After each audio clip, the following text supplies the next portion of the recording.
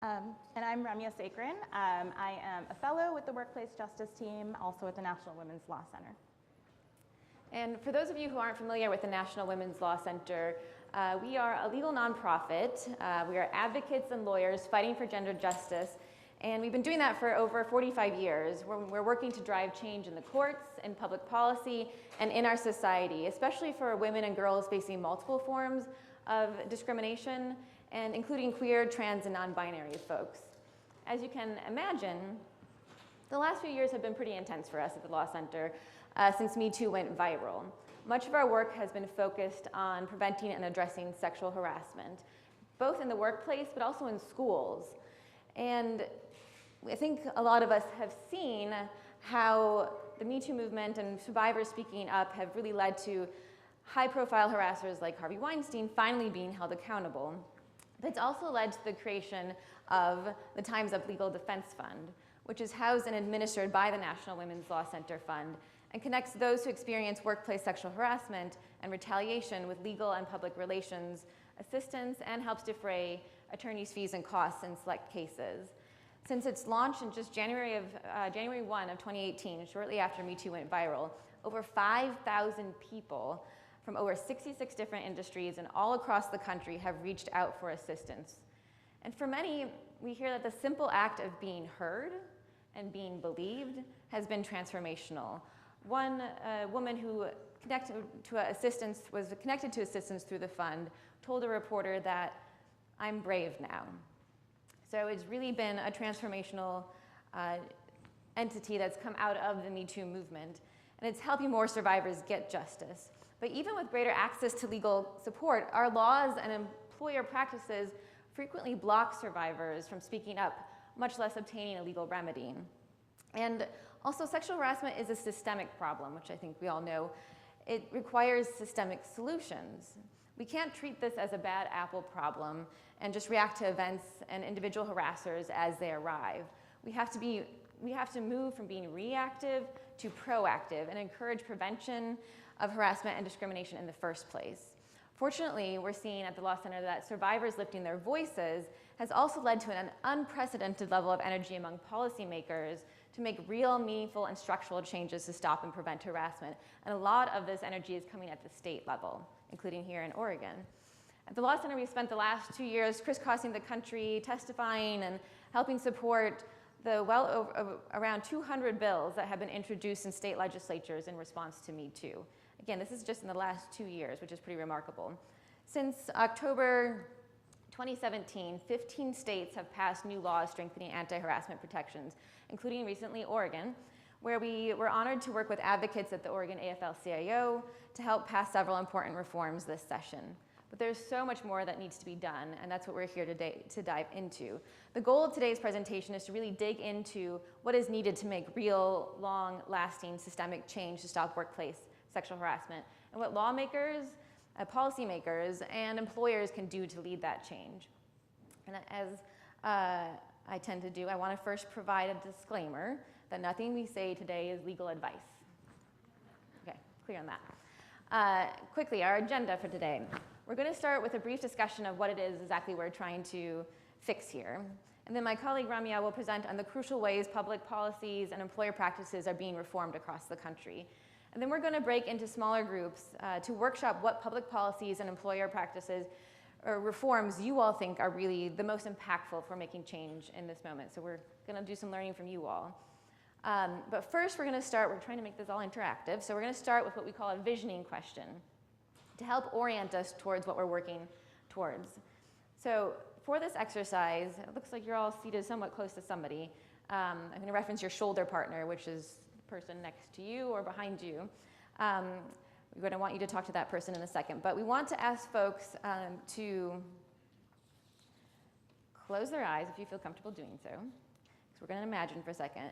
Imagine a world where everyone feels safe and respected at work. What does that world look like? So I'm going to take a minute. If you have a piece of paper, you can write this down. If you don't have paper, kind of write it in your mind. I'll put the question up too on the slide. A world where everyone feels safe and respected at work.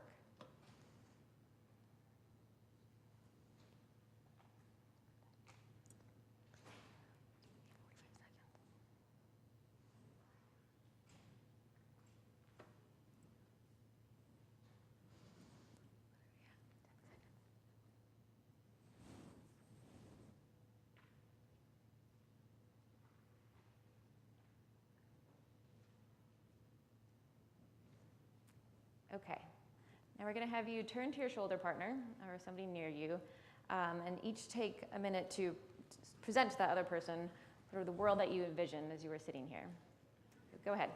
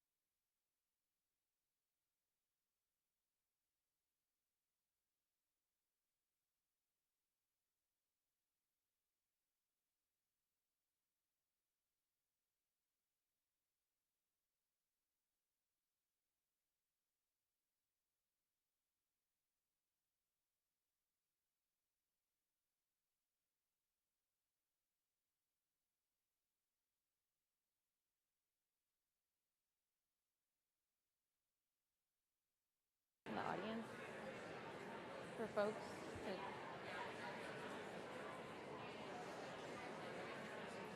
for audience. Mics in the audience. Do you know if we have mics in the audience? Do we have mics in the audience?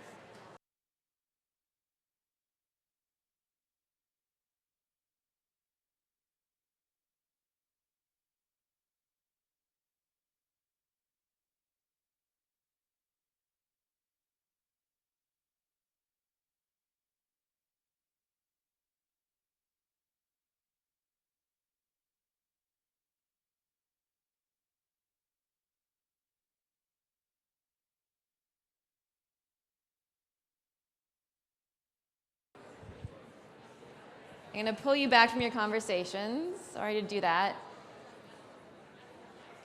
This is something we could probably just spend the whole time discussing because there's a lot to say about this specifically. But I'm hoping I might be able to find 2 or 3 volunteers that are willing to kind of share the vision that you and your partner discussed.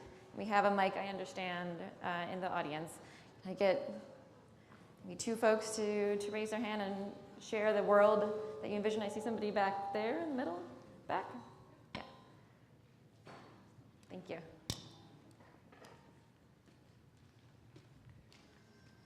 So the things that we talked about is when you get up and you go to work, you're not worried about what you're wearing and what you look like.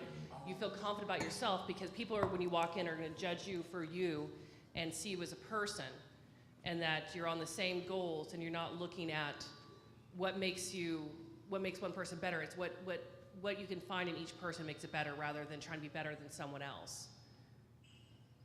And so I think it is just wanting to get out, I guess she said it perfectly, is wanting to get up in the morning and be with your coworkers, and you have this goal where it's like, I'm so glad to be here and I feel accepted. Great. Thank you so much for sharing that. Is there somebody else who's willing to share what they discussed? I'm sorry for my squinting, it's hard to see you all. Oh, a hand up here. Thank you.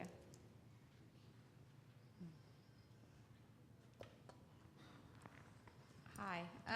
So what I was thinking is that management needs to be held more accountable instead of what would make my environment safe would be management not just thinking, oh, well, I know that person who's creating the harassment or creating or doing the things that they shouldn't be, instead of going, well, you know, and looking the other way, actually holding things accountable. And like my shoulder partner here was saying that, you know, if you don't and you just look the other way, it's actually creating a bigger problem because it sets and tells other people in the agency or around that, hey, it's okay because they can get away with it. I can do it too. Mm-hmm. So it's what would make me feel safe and better is that people are actually being held more accountable and management actually taking action instead of looking the other way and figuring that's more paperwork for me, I don't have time, I don't want to do it. You know, it's not, because it's not okay. It's never okay to look the other way. Thank you. Thanks so much for sharing.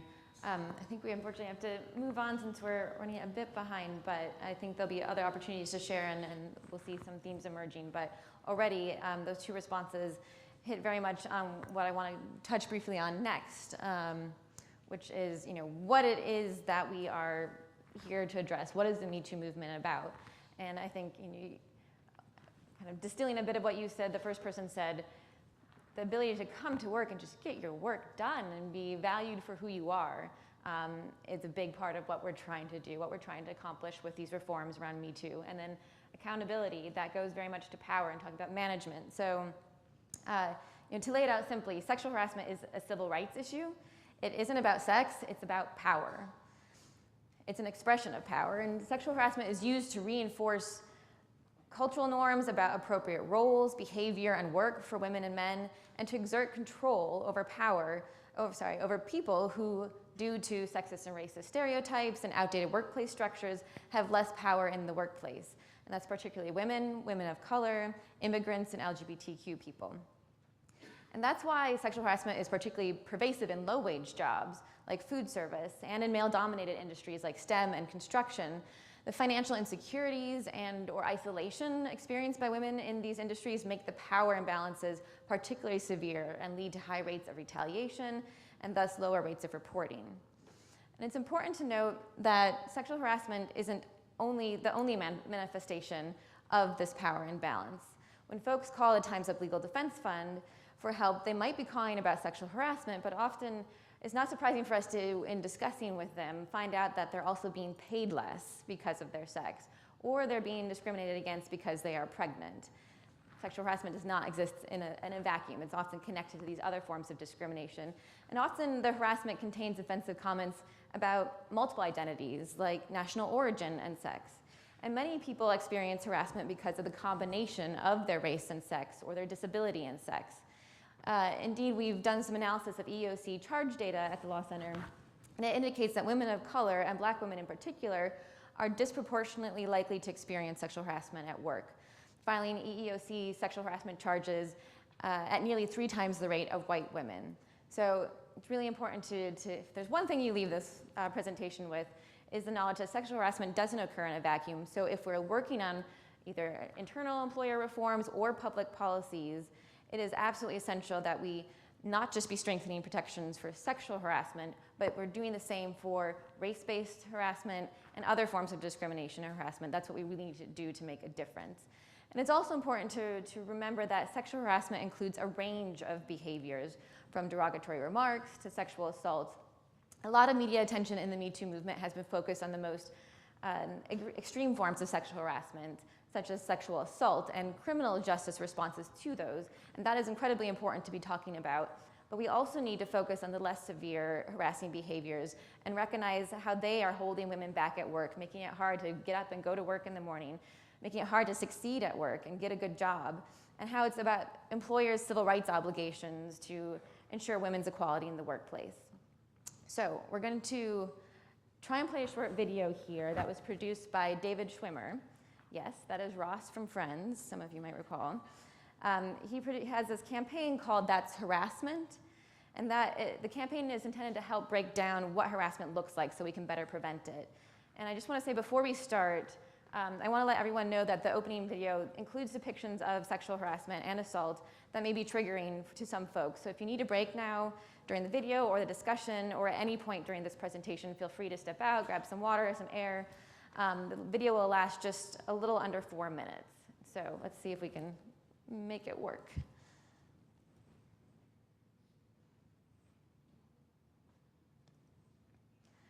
And while we're working on getting it playing, I will say that this depicts, as you'll kind of see, the restaurant industry, a bar, which I recognize is not the employment context that many of you are working in, but I think it will reveal a number of trends that are important for everybody. Yeah, man, this is going on my 3rd year. Cool. I actually worked here, what, 1.5 years before Livia. How did you meet Livia? Oh, we used to go surfing together. Really? Yeah. Surfing? No Surfing shit. camp. Surfing camp? It's kind of hot. You and Livia, little bikinis, waves crashing on the shore, trying to keep them up. With all the talk that happens here, believe me, I was being subtle saying that. Because the guys in here, it's a lot. Did Livia kind of give you No, the it's rundown? Yeah, Yeah. it's not my first time bartending, so It's a sausage party in here. it's fun. I'm very familiar. Yeah, because you're a sexy girl, Sam. Thanks. Welcome. Guys are gonna be coming up to you all the time, I can already tell. Well, I don't know about that. Oh yeah, know about that. They're gonna be like, hey, sexy ass you got going on over there. Does that sexy ass have a telephone number I can call? Oh God. I'm serious, and I'm telling you, I'm being subtle.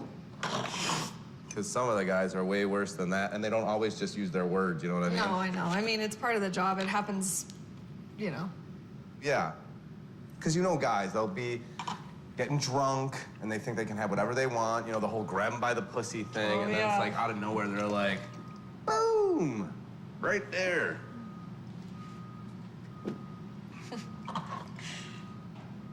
You know what I mean, though? Yeah, no, I get it.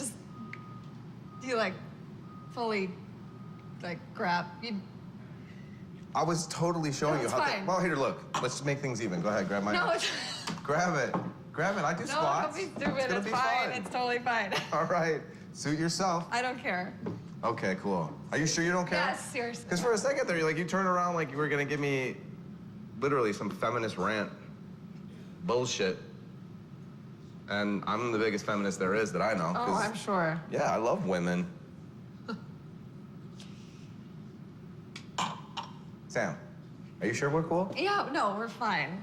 Are you sure? Yes, Okay, good. 'Cause totally. You really seem cool. You seem super cool. And if anybody does grab your ass, they come up here, just tell them. Seriously, most guys will listen. Just say, dude, hands off. If that guy won't listen, come and get me, and I'll make sure that son of a bitch gets out of here. Okay, I will. Yo, what's up, Mo? That's our DJ, Mau Mau. So, last thing, totally last thing. Yeah. Is that the music, when Momo kicks it into high gear, is gonna get a little bit loud in here. So, your customer's gonna have a hard time hearing you. So you may want to What?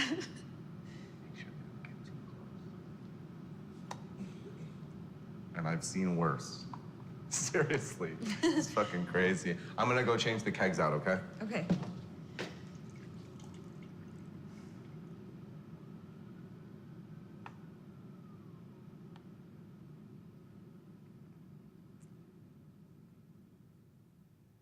Okay. So I understand that was hard to watch, but see if I can. I switch to the next slide. I'm hoping we can take a few minutes here to discuss. I mean, quite frankly, we could take the whole session to just unpack that. But we came up with a few questions for discussion. We're going to give you 3 to 4 minutes to, again, turn to a shoulder partner or somebody you feel comfortable talking with, and pick maybe 1 or 2 of those questions to kind of help unpack what went on in that video, and then we'll come back into a bigger discussion to discuss some of the themes. So go ahead. And hopefully, can folks see the questions okay?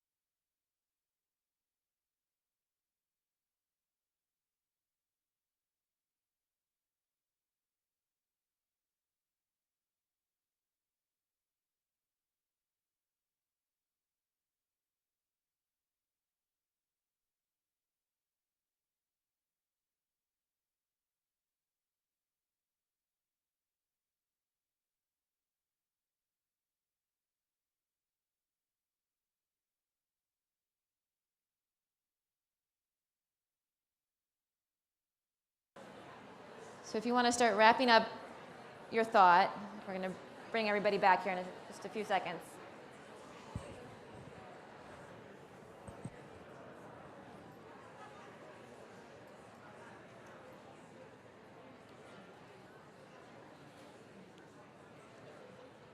Okay.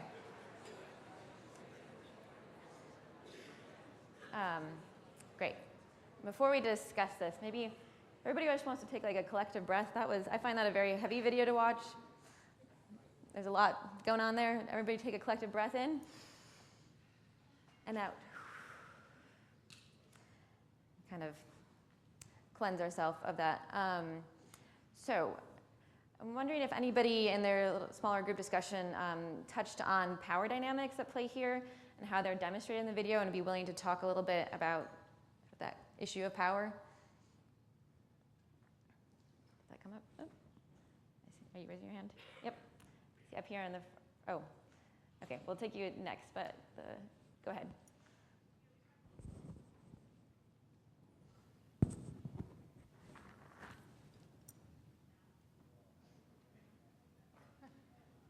Oh. Do we have another mic for the gentleman in the front?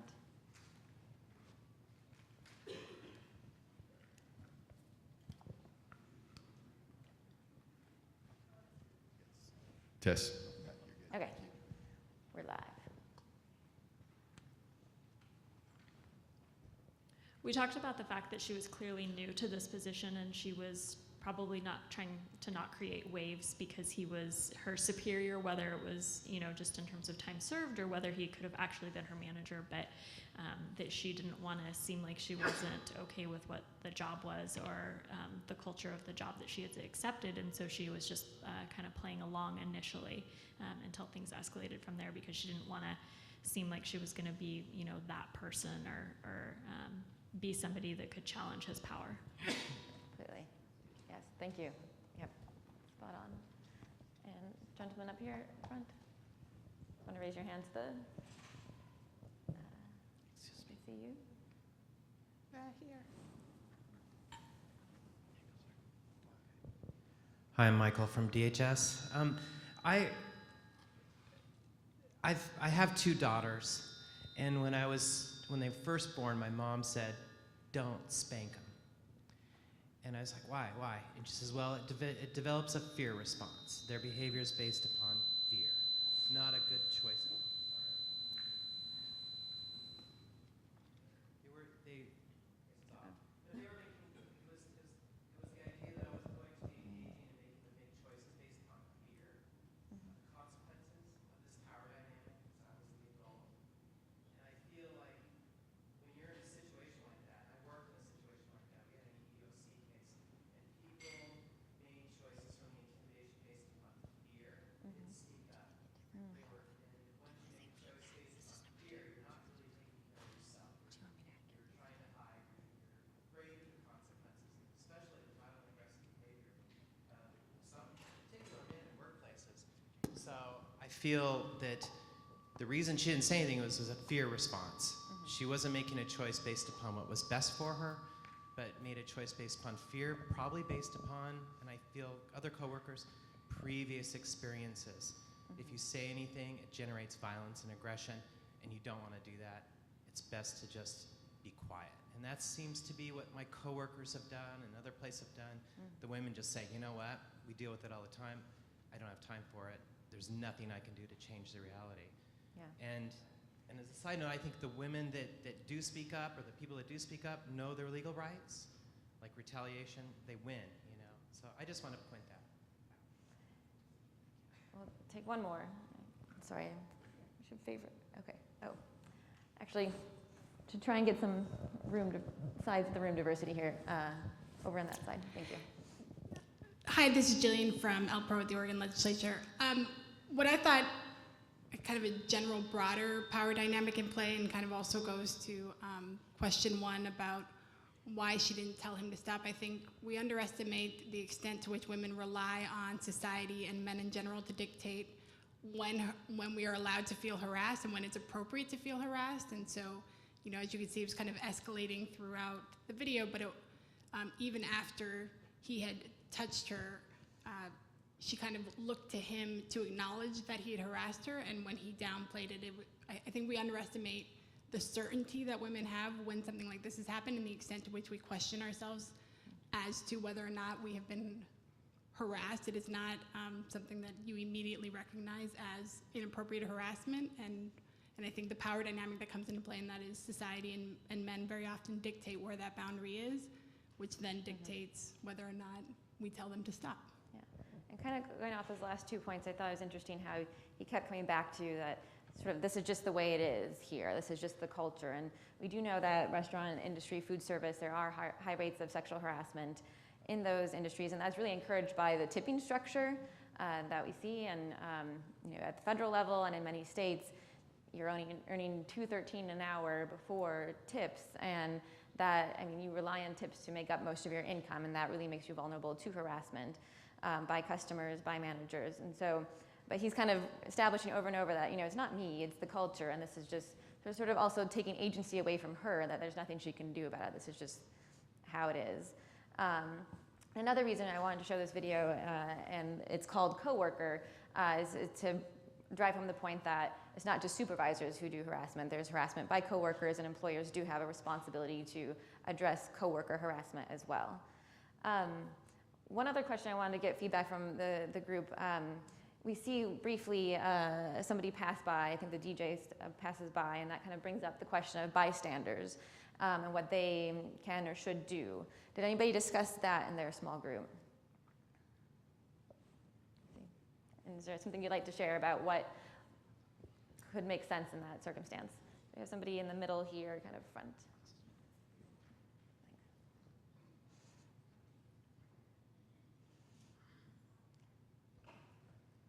Hi, I'm Connie Dominguez with the Department of Forestry.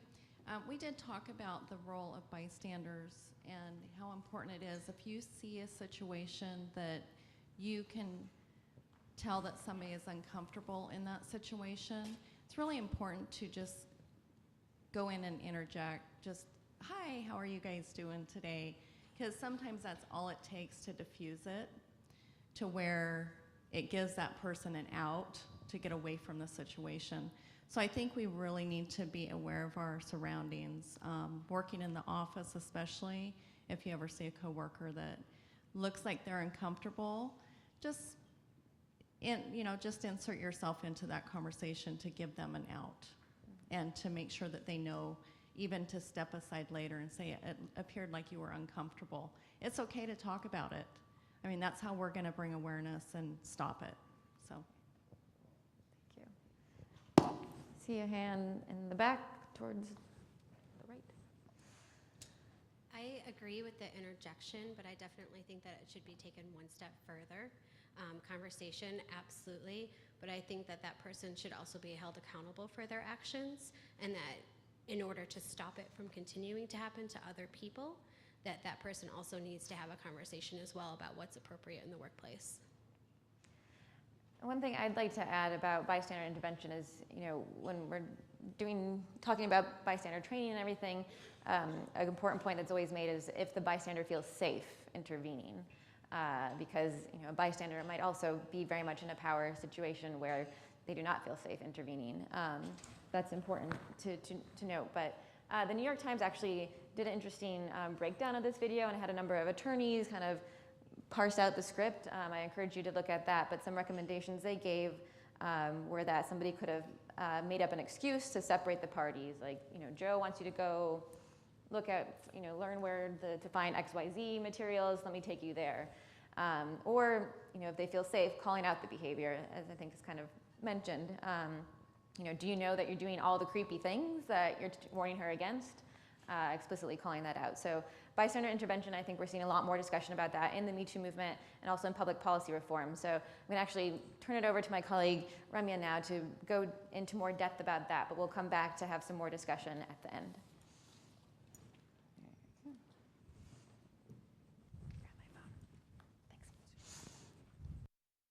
Okay.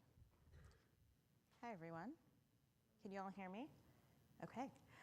Thank you, Andrea, so much. So, ideally we live in a world where the kind of thing that we saw in that video doesn't happen at all. And in order for that to be the case, we have to change ideas about what types of behavior are acceptable. And there are a lot of different ways to do that, but two core components of that are making sure that employers and lawmakers are playing a role in doing this norm shifting work.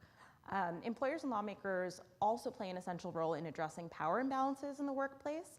And as a few of you just mentioned, a lot of what we saw in that video and what's sort of at the core of harassment is power. And so if we want harassment to stop, we have to address power.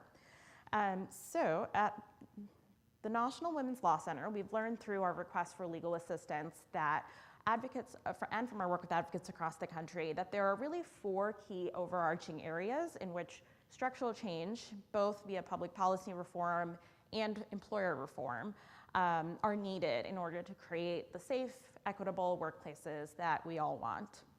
So I'll be speaking about reforms generally. Some will be more relevant to state employees than others, but as folks who are working on diversity and inclusion issues, we thought it would be helpful to give you an overview of reforms that apply to the workforce at large. So hopefully it's helpful to hear about those. So the first overarching area is protecting all workers. Currently, many workers are not protected at all by federal law and under many state anti-discrimination and anti-harassment laws. And this is because workers work in a workplace that is too small to be covered by the law, or they're not considered employees. So this could include independent contractors, unpaid interns, volunteers, trainees, and others. And many of the workers who are most vulnerable to harassment because they lack power in the workplace. Folks like agricultural workers, many of whom are immigrants, or younger workers fall into this category, leaving them especially vulnerable to harassment and without recourse when it occurs. So currently, Oregon's anti-discrimination law does not explicitly protect independent contractors, so this is definitely an area that's ripe for reform. Individuals working in smaller establishments with fewer than 15 employees, including many domestic workers, are unprotected under federal law. So this is an area for reform that we've seen a lot of states working on, and fortunately, Oregon's anti-discrimination law already covers employers with 1 or more employees. So that is great. In the wake of Me Too, we've seen a total of 5 states expand workplace harassment protections to include independent contractors, interns, unpaid interns, graduate students for the first time. And 2 states have expanded their protections to cover workplaces of all sizes. In addition, employers can ensure that all workers, not just those who are categorized as employees, but also independent contractors, interns, and others, are covered by their workplace policies, even if the law doesn't cover them. So that's an area where employers can, do some of the work as well. The other major bucket is transparency and accountability. And I think this is something that came up when we were talking about the visioning question. Someone had mentioned, the need to hold employers accountable, and that is certainly critical.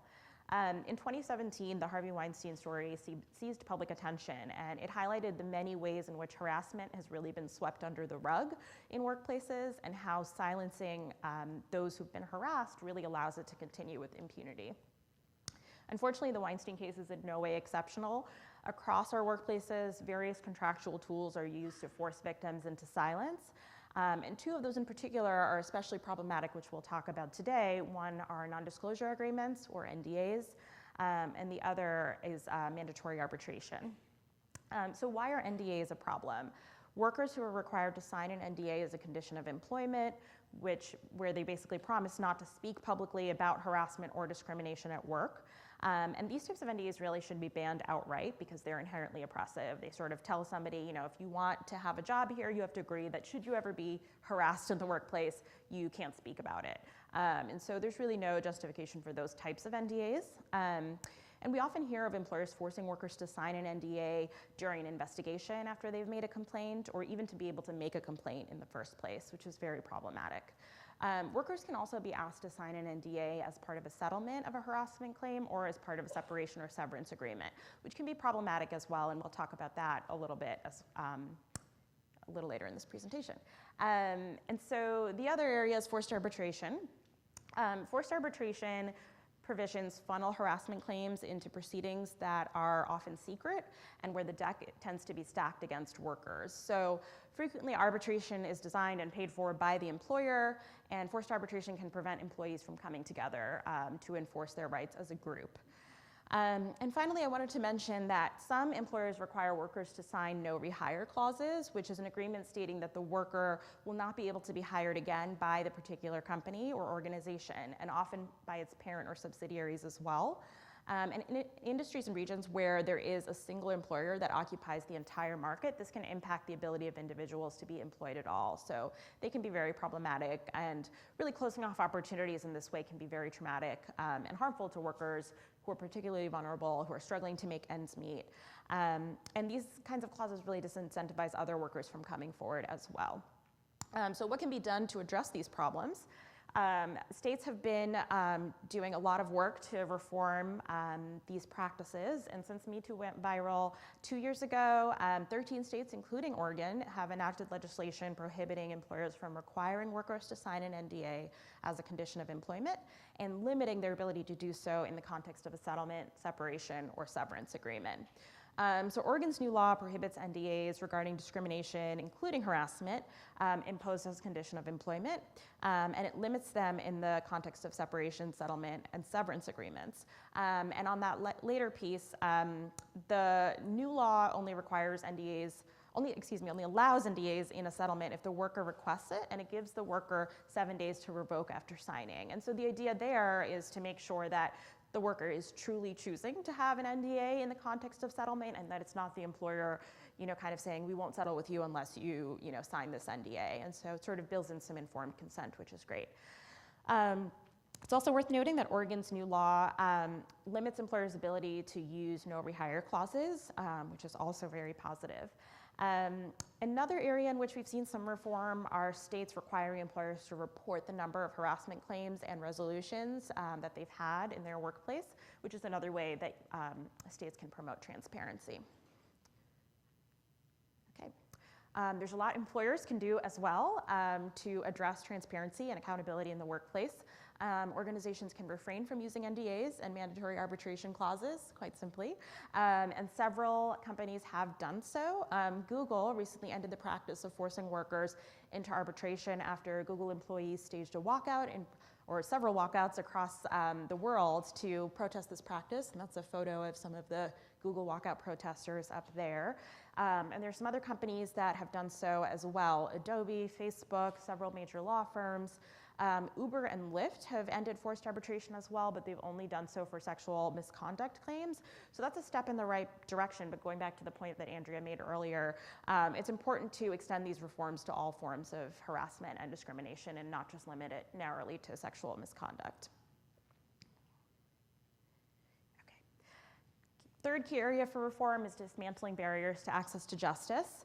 There are a lot of different barriers to access to justice that have arisen over the last several years that make it difficult for victims of harassment to even bring a claim in court, much less hold their employer accountable. And this is an area where public policy for reform has been really critical. And two sort of sub-issues under this banner of addressing access to justice are making sure people have enough time to actually file a complaint. Under federal law and many state laws, workers have somewhere around maybe 180 days, in some circumstances 300 days to file a discrimination charge with the EEOC, not even a year. And so just not enough time for people often to even know that they've experienced harassment or discrimination, seek the advice of an attorney, just get the help that they need and be able to pursue their claim. It's also very difficult for workers, particularly low-wage workers, to be able to access counsel. And so this is particularly important for all workers, but for those who are most vulnerable in particular. And we've actually seen through our Times Up Legal Defense Fund that many people coming to us seeking legal assistance have run out of time and no longer have any legal options. So it's a huge problem. Fortunately, several states have extended the statute of limitations. Oregon is one of them, and as many of you probably know, the new law in Oregon has extended the statute of limitations for bringing a discrimination complaint to 5 years. Another area that is ripe for reform is the severe or pervasive standard. So the requirement under federal law and under most state laws is that harassment has to be severe or pervasive in order for the person to be able to obtain relief in court. But what is considered severe or pervasive has been interpreted by some courts in a very restrictive way, such that conduct that many of us would find incredibly egregious is deemed not bad enough. So a few examples, and I'll just refer back to the trigger warning that Andrea gave earlier today. You know, these are brief but graphic descriptions of harassment, but some examples of things that have been found to be not severe or pervasive enough are a male coworker reaching under a female coworker's sweater and groping her, a worker repeatedly making sexual comments towards another worker and suggesting that she be spanked, a supervisor calling a subordinate the N-word on 2 separate occasions. So courts have actually found that each of those scenarios are not severe or pervasive enough for the person to be able to obtain relief in court, which is incredibly problematic. So these kinds of interpretations of the law really minimize and ignore the impact of harassment, and they create confusion around what constitutes harassment, what employers' legal obligations are to respond. So we've seen some movement to reform this standard at the state level. New York and California in particular have enacted legislation seeking to address and correct this problematic standard. Employers can do a lot as well to promote access to justice within their workplaces. And we have some resources that I think were shared with all of you on employer best practices in this area, and I will highlight a few right now. One is to create a one-stop shop. So it's important to make it easy for your workers to find and understand your organization's resources on harassment, including policies, the reporting process, any training materials. And it's important to make sure that there are several avenues for reporting harassment, including at least one option for anonymous reports, including by witnesses or bystanders. Transparency is very important. It's important for employees to understand the process that's triggered when they make a report, including what an investigation by HR will actually entail, how long it will take, how long it'll take for HR to follow up and advise the employee of the final resolution, and so forth. And this kind of transparency really makes it more likely that workers will come forward and that they'll trust the process and the results. It's important to ensure that discipline for violating an anti-harassment policy is clear, consistent, transparent, and proportionate, and that it's applied in the same manner regardless of the rank of the harasser. You know, as we've seen in the news over the past couple of years, there have been many cases of folks who are in really high-profile positions who are seen as sort of, you know, untouchable, put up on a pedestal, and, you know, not held accountable because they're deemed too valuable to the company. And that's really unacceptable and something that we need to address. And there needs to be that kind of fairness across the board. It's important also to make sure that your organization's employee assistance program providers are trained to provide assistance to people who have experienced sexual harassment, and that they have a list of referrals to trauma-informed service providers. And it's critical that your workplace's leadership is educated about research on sexual violence and related trauma, and that those responsible for responding to complaints are trained to do so with sensitivity. All right, our fourth and final bucket for today is prevention. Going back again to the visioning question that you all did earlier today, you know, the world we want is one in which this doesn't happen in the first place, where we don't have harassment and discrimination, where people can go to work and feel safe and valued and not have to worry about these things. And there is a lot that both public policy reform and employer reform can do to help prevent harassment and discrimination. Since Me Too went viral about 2 years ago, 10 states have enacted key prevention measures, including mandatory training and mandatory policies. Unfortunately, most employer anti-harassment training to date has been somewhat ineffective in preventing harassment because a lot of these trainings are focused a lot on compliance, sort of the bare minimum of this is what the law is, follow it, and not sort of a more holistic, comprehensive view of what prevention requires. And training is often optional, not mandatory. Fortunately, Oregon does not currently mandate training, so this is another area that's ripe for reform. And training should be regular, it should be in person, and it should be interactive in order to be effective. It should focus on preventing and responding to harassment, not doing the bare minimum to comply with the law. And the training should help employees and supervisors recognize harassment in the context of their specific workplace. It should help employees understand their rights and responsibilities and how bystanders can speak out and intervene. It should also explain how to report harassment as a victim or a witness, explain the reporting investigation process, make clear the consequences for harassing, and supervisors must receive additional training explaining their obligations to address harassment. Oregon's new law does require employers to have a written policy detailing the process for reporting discrimination, and it is also required to include the statute of limitations and workers' rights around non-disclosure agreements. And the Bureau of Labor and Industry has to offer model procedures and policies on its website. Additionally, workers must receive copies of the discrimination and sexual assault policies at the time that they're hired and when they disclose potential discrimination. So all of those are really critical reforms. Employers can do a lot to promote prevention as well.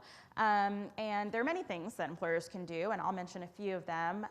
One is that it's really important to start from the top. I think as somebody mentioned earlier, you have to hold management accountable. They really have to play a leadership role in setting the tone for the workplace as a whole.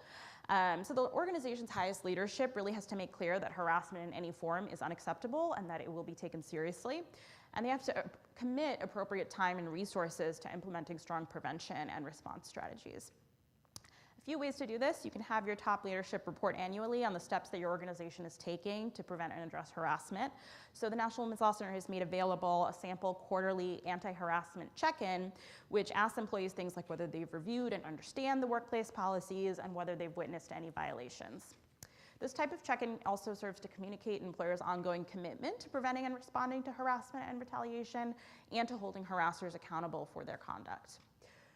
Another area in which employers can do work to prevent harassment and discrimination is to promote diversity, particularly in leadership, and that really can help serve to prevent harassment, because it's not sufficient on its own, but it's necessary, because what goes to the core of diversity is sharing power. Employers should track and monitor, and so this could entail conducting an annual climate survey that allows your employees to anonymously disclose workplace harassment. The survey can also ask if employees feel comfortable intervening or reporting harassment, whether they understand the organization's policies and complaint process, and so forth. And what's helpful is to use the results of those surveys to then inform internal processes and training. And monitoring really matters. Research shows that managers are less likely to discriminate if they know that they'll be called out to explain, why they made a particular decision. It's important to prioritize effective training. As I mentioned earlier, some of the components of effective training: interactive, in person, making sure that people's rights and responsibilities are explained clearly. And it's incredibly important to listen to your workers. Workers know how harassment shows up in their workplace, and they may have ideas about how it should be addressed. And again, harassment is about power. So having workers involved in the diagnosis and response to the problem is really a way to share power and to change the workplace culture. So, as you've heard, there are many concrete things that both policymakers and employers can do to prevent and respond to harassment. We have thrown a lot at you, so I'm going to stop now, and we're going to now break up into small groups. So I'm going to turn it over to Andrea for that. Thanks.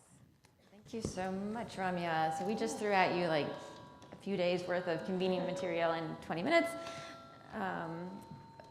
Sorry, I'm buzzing here.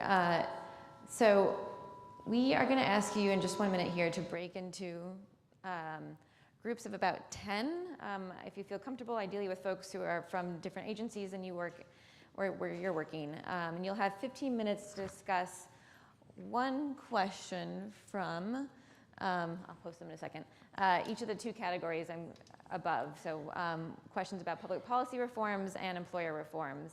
And we really want to learn from you as to what you think is going to be most impactful in this moment in making change around Me Too. And this is a judgment-free zone. We really want to have some free brainstorming here. So keep that in mind. And then we'll come back and ask groups to report out. Hopefully we have a group that has taken at least each of the questions and can report out about those questions. So, okay, I recognize the small text. I'm hoping that some of the questions were passed around. Yes.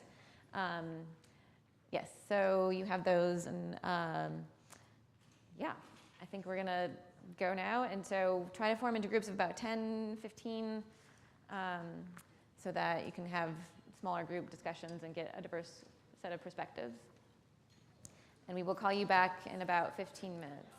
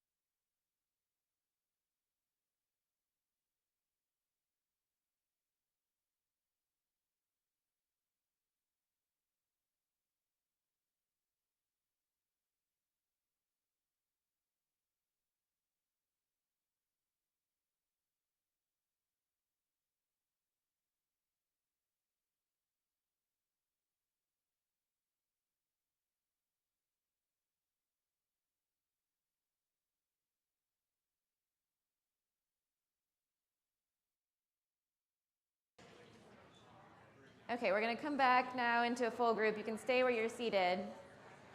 If everybody can bring their attention back to the full group. Okay, and since we got started a bit late, unfortunately we don't have as much time as I'd hoped to report out. So we're going to ask everybody to respect the 1-minute airtime rule, which is when you're reporting out, you have 1 minute. We'll be timing you, and I might have to pull you off and tell you to give us the bottom line if the 1 minute arrives. Okay, so can you raise your hand if your group addressed question 1? Sorry, all this video is going to be me like doing this and doing the whole time. Okay, I see this group over here address question 1. Can we have you report out 1 minute what you thought are the public policies that will make the biggest impact in stopping sexual harassment? So diverse hiring. Hiring that promotes diversity has a higher impact than training, but we need training to promote a culture shift to allow that sort of diverse hiring practice. Can you bring the microphone a bit closer? What's that? Bring the microphone a bit closer. Okay. Thanks. But the training isn't working because we've been doing it for 40 years, so we need to clarify the message and the definitions of harassment and then reinforce positive interactions with examples. Thank you.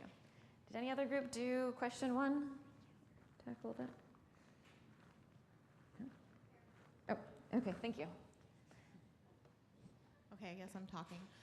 So what we talked about was instead of just having the zero tolerance policy and the same training over and over again, actually meaning it. And one of the suggestions was having a report for the agency that says, here's the issues that came up, here's the results that happened with them, and having that out there for everyone to know what's happening within the agency so you can identify like, hey, maybe that's happened to me too. I can speak up against this because there was a consequence that happened. Or the higher ups can look at that data and go, wow, we have a lot of complaints or issues that's happening in this category. What's the root cause? How do we rectify that? So like a climate survey and reporting out about what the results are? Yes. Great, thank you. Did any group deal with question 2? Which is a sort of related one, but other ideas that we didn't discuss that Ramya didn't cover in her great presentation. Nobody dealt with question 2? Okay, wow. How about question 3, which goes to transparency, which as Ramya said is a big theme we're seeing. Did anybody engage with that and sort of the pros and cons around that? Great, thank you. Sure. By the way, our group included corrections, fish and wildlife, lottery, DHS, employment, and state archives. For question number 3, we clearly believe that trust is, and agreed with the first sentence, that trust is vitally important in having a positive workplace.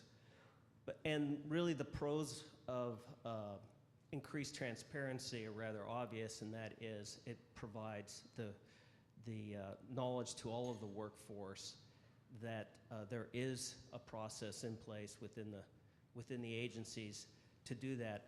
We did, however, have one concern about how far transparency can go. So when there are serious personnel issues with harassment, for instance, up to what point can the agency be transparent with the employees about the outcome of a certain situation?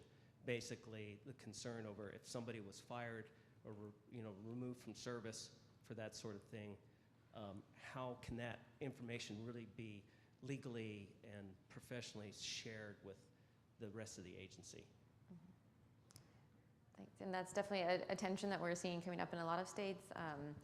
And I think right when Me Too hit, when the hashtag went viral, there was sort of a reaction to make everything transparent, and a concern that we had was making sure that survivors, that their privacy and safety was very much at the forefront of decisions, and that we were making sure that they were also driving as much as possible the level of confidentiality versus transparency. Yeah, it's a complex issue and a good tension to call out. Okay, did a group do question number 1 under employer reforms? Talk about that, anybody?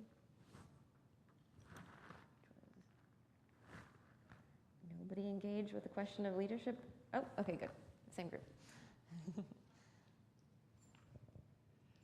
Yeah, so a couple of things that we thought would be important to get leadership more engaged, and that is one of the first things that came to mind was getting our HR departments to push it out, not just to the workforce, but to our leadership.